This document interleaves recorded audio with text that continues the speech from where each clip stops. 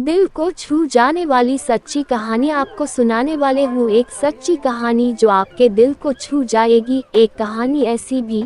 हर दिन की तरह मैं सुबह 8 बजे मैं चाय पीने के लिए अपने हॉस्टल से बाहर जाने के लिए निकला।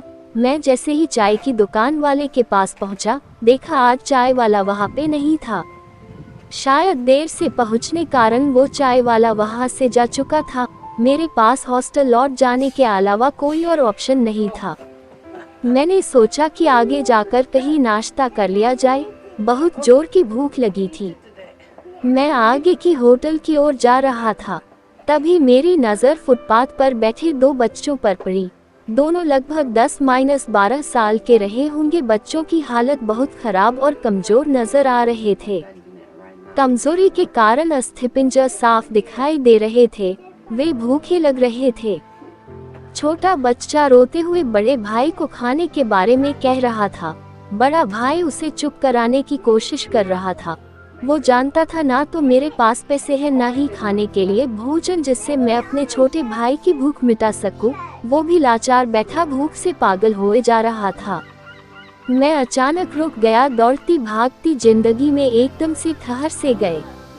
इन मासूम से बच्चों की ऐसी हालात को देख मेरा मन भर आया। इनकी भूख को देख मेरा भूख खत्म सा होगा। सोचा इन्हें कुछ पैसे दे दिए जाए। मैंने उन्हें 10 रू देकर आगे बढ़ गया। जैसे ही मैं आगे की ओर बढ़ा, मेरे मन में एक विचार आया, कितना कंजूस हूँ मैं। 10 रू क्या मिलेगा, चाय तक ढंग से न मिलेगी। स्वयं पर शर्म आई, फिर वापस लौटा। मैंने मासूम से देखने वाले भूखे बच्चों से कहा, कुछ खाओगे? बच्चे थोड़े असमंजस में पड़े। मैंने कहा, बेटा मैं नाश्ता करने जा रहा हूँ, तुम भी कर लो। वे दोनों भूख के कारण तैयार हो गए। उनके कपड़े गंदे होने और ऐसी हालात में देखकर होटल वाले ने डांट दिया और भगाने लगा। मैंने कहा, भाई साहब उन्हें जो खाना है वो उन्हें 2 पैसे मैं दूंगा।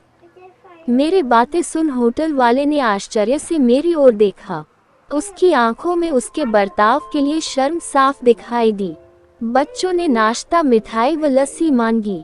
सेल्फ सर्विस के कारण मैंने नाश्ता बच्चों को लेकर दिया। बच्चे जब खाने लगे, उनके चेहरे की खुशी देख मेरे चेहरे पे स्माइल आ गया। उस वक्त हमें दुनिया की काफी अच्छी फीलिंग आ रहा था। उन 2 मासूम बच्चों को देख अपना बचपना याद आ गया। होटल से निकलने के बाद मैंने बच्चों को कहा, बेटा जो पैसे मैंने दिए हैं उसमें 2 रू का शैम्पू लेकर हैंडपंप के पास नहा लेना और फिर दोपहर शाम का खाना पास के मंदिर में चलने वाले लंगर में खा लेना। और मैं नाश्ते के पैसे देकर फिर अपनी दौड़ती दिनचर्या की ओर बढ़ निकला। होटल के आसपास के लोग बड़े सम्मान के साथ देख रहे थे। होटल वाले के शब्द आदर में परिवर्तित हो चुके थे। मैं अपने हॉस्टल की ओर निकला। थोड़ा मन भारी लग रहा था। मन थोड़ा उनके बारे में सोचकर दुखी हो रहा था। रास्ते में मंदिर आया। मैंने मंदिर की ओर देखा और कहा, हे भगवान आप कहाँ हो? इन बच्चों की ये हालत, ये भूख, आप कैसे चुप बैठ सकते हैं? मोरल, आज हमारे आसपास में ना जाने ऐसे कितने लोग हैं जो गरीबी के कारण एक पल के लिए खाने के लिए उनके पास भोजन नहीं है और ना ही उनके पास पहनने के लिए कपड़े हैं। जहाँ पे इस तरह के बच्चे आपको देखे, आप उनकी मदद जरूर करें। जितना हो सके उतना मदद जरूर करे। उसके बाद आपको जो खुशी मिलेगी ना, वो और खुशी कहीं और नहीं मिलने वाली आपको। हम बदलेंगे, युग बदलेगा। हम सुधरेंगे, युग सुधरेगा।